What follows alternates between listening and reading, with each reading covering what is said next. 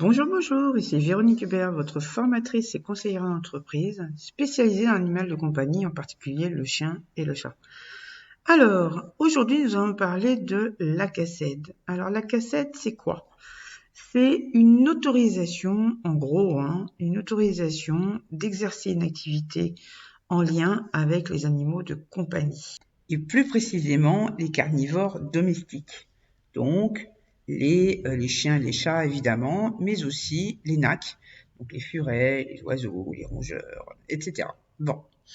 Donc, cette obligation, elle date pas d'hier, sauf qu'elle a comporté plusieurs noms, et c'est ce qui fait que beaucoup d'entre vous en font des confusions et ne savent pas à quel chien se vouer. En fait, il faut savoir que ce diplôme qui est reconnu par l'État, ne l'oublions pas, ne date pas d'hier, mais sauf qu'il a eu diverses dénominations qui font que, il s'agit de savoir exactement de quoi on parle. En fait, la CACED est obligatoire depuis 2016, c'est-à-dire qu'il a cette dénomination depuis 2016. Par contre, les plus anciens d'entre vous ont certainement connu le CCAD, donc qui était avant, et encore avant le CETAC, voire peut-être en même temps les deux. En tout état de cause, depuis 2016, ce qui est obligatoire, c'est la CACED. Par contre, n'oubliez pas qu'il y a des équivalents. Il y a une liste d'équivalents. Je vous donnerai en lien un lien où vous pourrez, sous cette vidéo, je vous donnerai un lien où vous pourrez trouver la liste des diplômes équivalents. Vous avez entre autres tout ce qui est diplôme genre BEPA, canin, félin, tout ce qui est diplôme de préparation à l'élevage, etc. En général, tout ce qui est diplôme aussi d'assistant vétérinaire ou de vétérinaire, voilà, tout ce qui est diplôme d'État et en général en lien avec l'animal de compagnie est considéré comme comme un équivalent. Voilà, donc je vous mettrai un lien pour savoir. Donc la CACED, sachez qu'il est obligatoire dès que vous avez un SIRET en lien avec une activité d'animaux, de compagnie.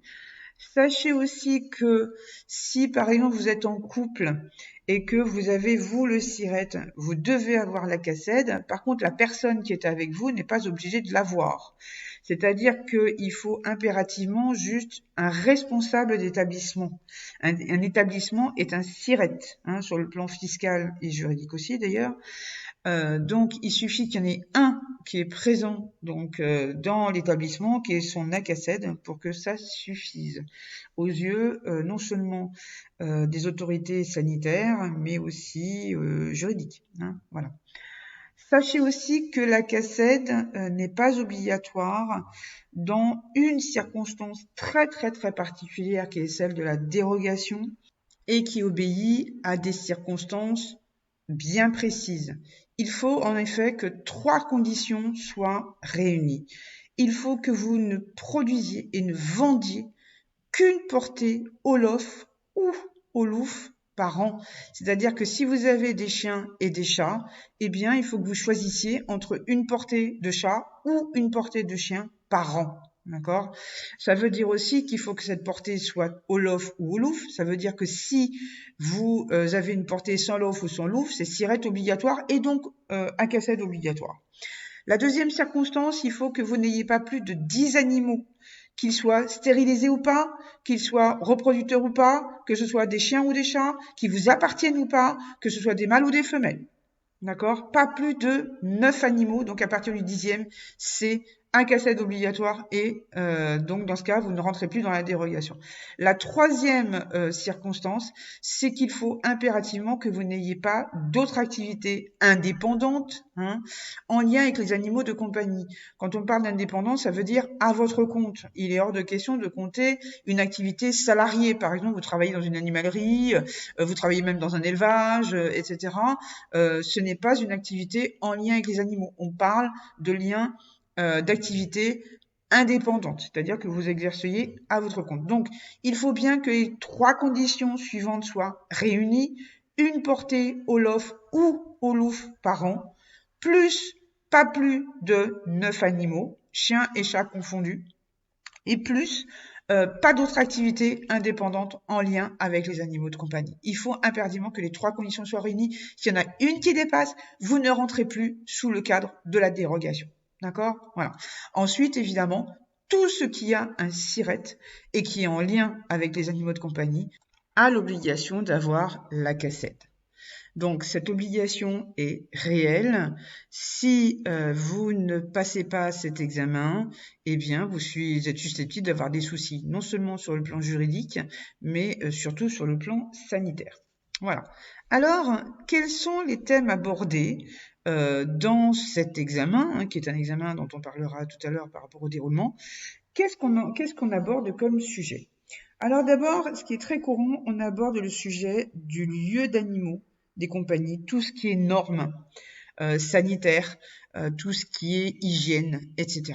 Donc ça, c'est extrêmement important puisque ces normes s'appuient sur ce qu'on appelle l'arrêté 2014 sur les conditions sanitaires de détention des animaux de compagnie. Donc c'est extrêmement important. Ensuite, vous avez un thème sur l'alimentation. En fait, ce qui est abordé, c'est surtout les nutriments, les composants essentiels au bon équilibre alimentaire et autres d'un animal de compagnie. Ensuite, vous avez le thème de la reproduction. On va vous expliquer un petit peu quel est le système reproducteur d'un chat ou d'un chien ou d'un âne, éventuellement, et vous verrez à peu près comment ça fonctionne. On vous dira aussi qu'est-ce qui se passe au niveau de la gestation, comment contrôler la reproduction, les chaleurs, enfin, etc. Voilà, donc c'est surtout ça. Ensuite, vous avez le thème sur la santé des animaux, c'est-à-dire les principales maladies, les vaccins, le déparasitage, les vermifuges, l'hygiène, les soins d'entretien, les signes de bonne santé, etc. Ensuite, vous avez quelques notions de droit qui sont apportées, mais surtout, en fait, sur le droit animalier, c'est-à-dire sur le droit du bien-être animal, sur la protection animale, sur le statut juridique de l'animal, sur les conditions juridiques par rapport, ou les sanctions juridiques par rapport à de la divagation, sur aussi les catégories de chiens dangereux, les rôles de la fourrière, etc. Votre rôle à vous en tant que propriétaire et ou éleveur d'animaux de compagnie, puisqu'il y a des conditions, des obligations qui vous incombent, d'accord? Voilà, toutes des petites choses comme ça. Ensuite, vous aurez un thème sur le transport des animaux. N'oubliez pas qu'il est lui aussi réglementé. Là aussi, il faut respecter certaines conditions. Vous avez aussi un petit thème sur la sélection donc de l'animal de compagnie. On parle évidemment d'animaux ayant un pédigré ou ayant quelque chose qui peut les amener à un pédigré, c'est-à-dire comment faire cette sélection, les races, le standard, la génétique, l'espérance de vie, le livre d'origine, etc. D'accord? Voilà. Donc ce sont les 8 thèmes principaux qui sont abordés. Alors il est évident que vous ne pourrez pas aborder tous les thèmes lors de l'examen. On va le voir tout de suite avec le déroulement. Alors, le déroulement, ça se passe comment? En fait, vous avez donc une formation qui est obligatoire, c'est-à-dire que vous ne pouvez pas, par exemple, passer en candidat libre et puis arriver juste le jour de l'examen. Non. La formation est obligatoire. Elle se déroule sur 2 à 3 jours, suivant ce que vous avez pris comme catégorie. Soit vous avez pris que chien, soit vous avez pris que chat, soit vous avez pris que les nacs, soit vous avez pris les chats, les chiens et les nacs, ou les chats et les nacs, etc. En tout état de cause, quand vous inscrirez, vous aurez la possibilité de choisir les catégories dans lesquelles vous voulez vous inscrire et qui seront nécessaires par rapport certainement aux activités que vous voulez faire plus tard, c'est évident. Voilà. Donc évidemment, le montant va différer en fonction donc des catégories que vous avez choisies, le nombre de jours aussi, et les thèmes abordés lors de l'examen aussi. Ça, c'est évident. Sachez que la cassette se déroule toujours en présentiel, c'est-à-dire dans une salle qui est trouvée et qui est dédiée donc par l'organisme de formation qui organise la cassette. Sachez aussi que vous devrez, même si vous avez un diplôme équivalent qui vous dédouane de passer l'examen de base, vous devrez repasser ce qu'on appelle une réactualisation 10 ans plus tard. d'accord, hein. Même si vous avez un diplôme équivalent, votre diplôme ne sera valable, en tout cas dans le cadre de l'équivalence de la CACED, ne sera toujours valable que 10 ans. Par contre, il sera toujours valable en tant que diplôme, hein. Par exemple, vous êtes assistant vétérinaire, dans 10 ans, vous ne serez pas obligé de repasser le diplôme d'assistant, hein. On est bien d'accord. Bon, pareil pour les vétos, etc. Bon. C'est juste par rapport à l'équivalence, hein. Ok, voilà. Alors, pendant ces 2 jours, vous allez avoir donc un formateur qui va vous expliquer beaucoup de choses sur les thèmes normalement qu'il est censé aborder.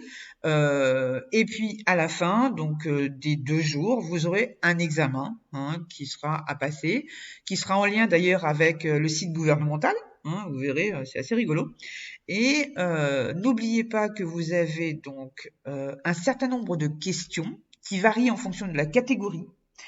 Et sur ce nombre de questions, vous devrez en avoir de bonnes, de bonnes réponses sur un certain nombre. Sachez que, en général, je crois que c'est à peu près les 2 tiers. Hein, ok. Sachez que généralement, suivant la catégorie, par exemple au niveau du chien, hein, vous avez 30 questions, vous devez impérativement en avoir 18 de bonnes. Ça vous laisse quand même 12 réponses de fausses, quoi. Voilà. Donc ce qui est quand même assez important. Hein, voilà. Sachez aussi que si vous ratez l'examen une première fois, vous pourrez repasser tout de suite, là, le jour où vous serez là, tout de suite après. Hein, vous aurez donc une deuxième chance, hein, on va dire presque au grattage, hein, si je puis dire. Vous aurez une deuxième chance de le passer et de l'avoir le jour même de l'examen. Bon, par contre, vous n'aurez pas le droit à une troisième fois. Hein, d'accord. Voilà, donc c'est vraiment que 2 fois. Voilà pour le déroulement. Donc ensuite, si vous avez réussi, eh bien vous le saurez de suite. Hein, vous n'aurez pas à attendre 150 000 ans. Vous le saurez de suite et l'organisme de formation vous, vous délivrera votre petit diplôme certainement 1 semaine, 15 jours, 3 semaines après. Mais en tout cas, vous aurez la réponse de suite. Hein, ça, il n'y a pas de souci. Sachez également qu'il y a plusieurs organismes de formation qui organisent donc la CACED. Vous avez en tout premier lieu, évidemment, ce qui est le plus connu, le LOUF et la Société Centrale Canine. Alors, le LOUF, qui est l'organisme qui gère le chien de race, évidemment, et qui est devenu organisme de formation il n'y a pas très longtemps, et qui organise justement des formations, et en particulier pour la CACED, régulièrement. Donc, l'avantage du LOUF, c'est quoi? C'est que la CACED que vous passerez sera complètement spécifique au chat. Donc, si vous voulez organiser votre ACACED et passer votre ACACED uniquement sur le chat parce que vous ne serez que éleveur de chats ou parce que vous n'aurez fait une pension que de chats, par exemple, vous avez peut-être un projet de faire une pension, mais que pour le chat, eh bien, vous aurez l'opportunité de passer 2-3 jours uniquement sur le chat, ce qui permet évidemment d'approcher des sujets spécifiques au chat, de passer beaucoup plus de temps sur cette espèce que sur les 2. Au niveau de la SCC, donc la Société Centrale Canine, c'est pareil. Si vous passez la CACED à partir de la SCC, donc par l'intermédiaire de cet organisme qui s'occupe du chien de race, lui, eh bien, vous aurez un ACACED spécifique chien.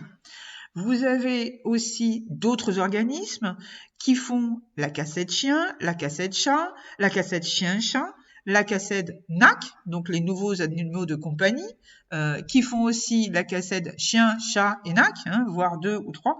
En tout état de cause, d'autres organismes de formation qui peuvent proposer des CACED soit spécifiques, soit complémentaires, soit sur 2-3 catégories. Donc, renseignez-vous par rapport à ça, c'est extrêmement important.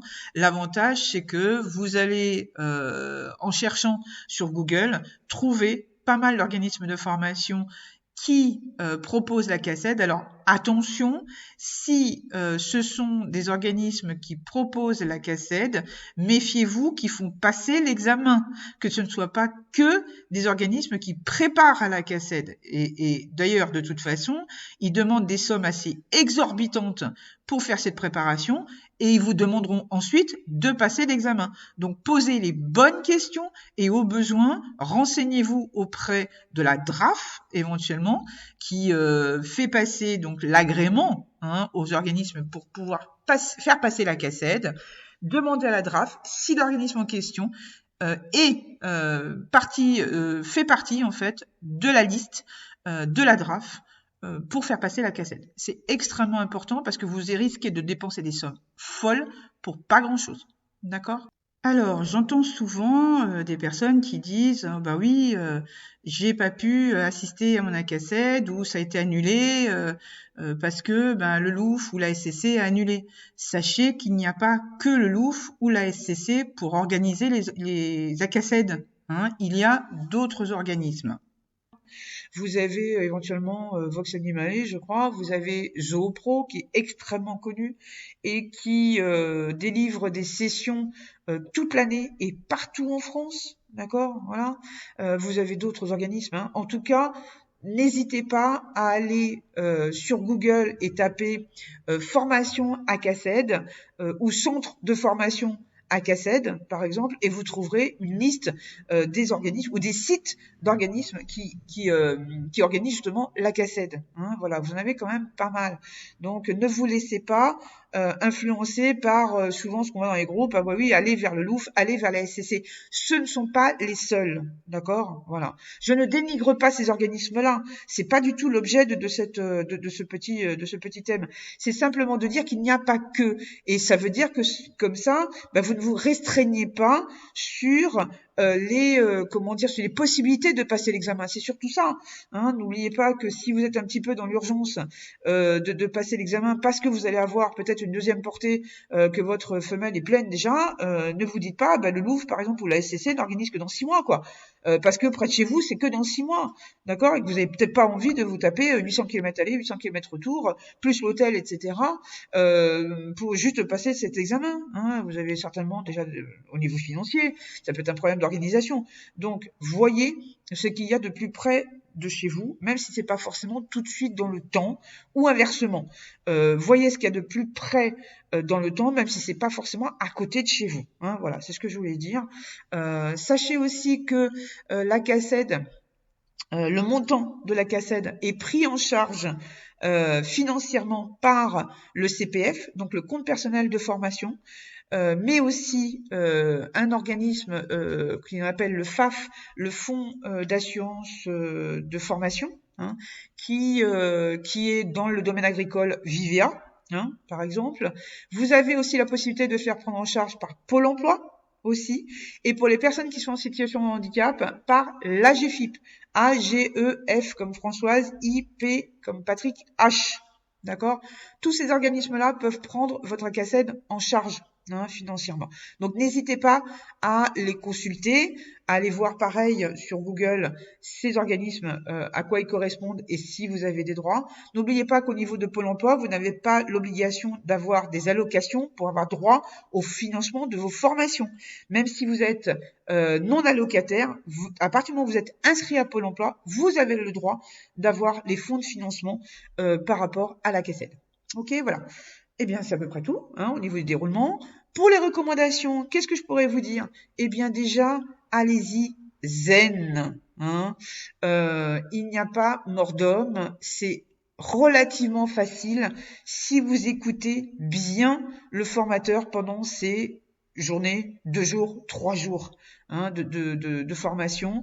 En général, les organismes de formation qui font passer la CACED voient les questions très très très souvent et moi par rapport à mon expérience de ce que je peux vous dire, très souvent c'est beaucoup de questions sur le sanitaire, donc sur l'hygiène, sur tout ce qui entoure les conditions sanitaires et tout ce qui entoure le transport. D'accord? Voilà. Beaucoup de questions ont un rapport à ça. Pourquoi ça?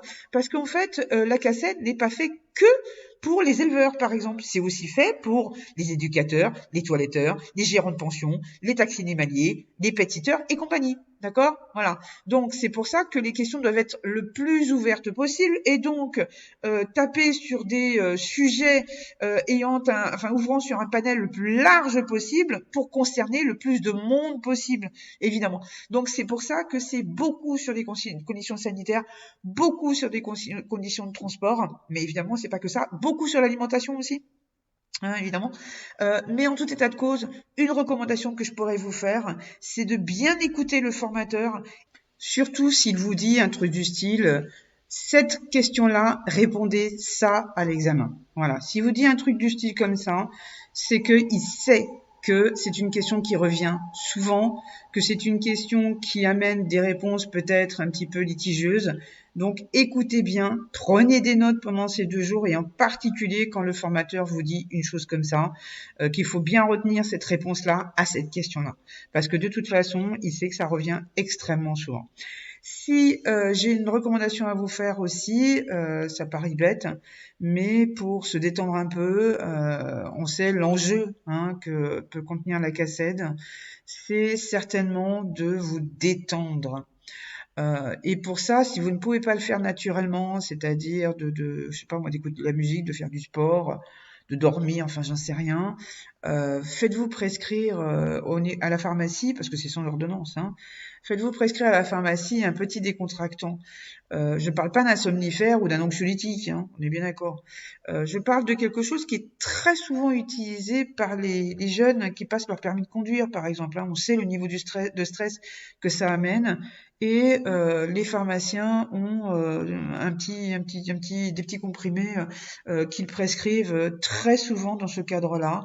Ça vous fera pas dormir, ça vous détendra vraiment et ça marche vraiment. Mais par contre, il faut pas le prendre la veille, quoi. Faites-vous prescrire ça, ne serait-ce que 3-4 jours avant. Évidemment, bûchez sur la formation elle-même. Alors, vous avez des organismes de formation comme Zoopro, par exemple, mais il y en a d'autres, sûrement, qui ont des préparations, des modules de préparation à la cassette qui sont payants, donc qui sont en option par rapport à la formation elle-même, mais qui peuvent être très très bien pour vous, pour vous familiariser aux questions qui peuvent être posées. Sachez qu'il y a par Zoopro d'ailleurs, qui propose des petites questions d'entraînement. Donc vous allez voir sur leur site, il y a marqué entraînement à la cassette et en plus par catégorie. Mais vous avez aussi AgriWeb, je crois, et du Cagri aussi qui fait ça. Alors soit gratuitement, soit pour une somme très modique. Donc l'important c'est que ce sont des cours d'entraînement en ligne. Donc ça vous familiarise avec les questions à poser et surtout avec le temps qui vous est imparti. Donc ça peut être un excellent entraînement pour pas cher, pour vous familiariser avec les questions qui vous seront posées à l'examen. D'accord? Donc c'est là que vous verrez d'ailleurs qu'il y a beaucoup de thèmes qui tournent autour de l'hygiène, la sécurité, le sanitaire, le transport, l'alimentation, etc. D'accord? Voilà. Bon, eh bien, qu'est-ce que je pourrais vous dire de plus? Ce serait juste bien bonne chance pour passer l'examen. Gardez en tête qu'il y en a beaucoup, beaucoup, beaucoup qui réussissent. D'accord? Même ceux qui n'ont pratiquement pas de formation au départ, que comme je le dis souvent, formez-vous. Vous ne pourrez pas tout apprendre sur le tas, alors formez-vous. Après la cassette ou avant, vous aurez peut-être, ceux qui ont obtenu un diplôme avant et qui n'ont pas besoin de passer l'examen peuvent très bien décider, parce que leur diplôme ils l'ont eu depuis un certain temps, ils peuvent très bien décider de passer la cassette pour se réactualiser sur les nouvelles normes, etc. Ça peut être ça. Donc c'est des gens qui ont déjà un cursus quand même assez important, mais même si vous n'êtes pas dans ce cadre-là, formez-vous avant, pendant et après la cassette sur le ou les métiers que vous allez apprendre. D'accord? Voilà. Voilà, écoutez, j'espère que toutes ces petites informations vous auront été utiles. Je vous souhaite une excellente journée et je vous dis à très bientôt.